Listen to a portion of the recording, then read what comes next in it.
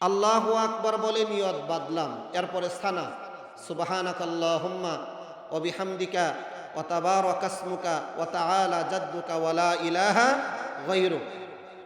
সানা পড়ার পর আমরা হাত ছেড়ে দিয়ে তিনটা তাকবীর দিব। খেয়াল করেন, আল্লাহু আকবার ছেড়ে দিলাম, আল্লাহু আকবার হাত ছেড়ে দিলাম। তৃতীয় যে তাকবীরটা হবে এখন আর ছাড়া যাবে না, কেননা আমার নামাজের তাকবীর তো প্রথমে হয়েছে। তৃতীয় তাকবীরে হাত বাইদা ফেলাবো, তৃতীয় তাকবীরে হাত বেঁধে ফেলবো। দ্বিতীয় রাকাতে যখন সূরা কিরাত শেষ হবে, যখন রুকুতে যাওয়া হবে, রুকুতে যাওয়ার আগে পরিপূর্ণ তিনটা তাকবীর হবে। আল্লাহু আকবার হাত ছেড়ে দিব, আল্লাহু আকবার হাত ছেড়ে দিব, আল্লাহু আকবার হাত ছেড়ে দিব। চতুর্থ তাকবীর যখন হবে তখন আমরা রুকুতে চলে যাব ইনশাআল্লাহ।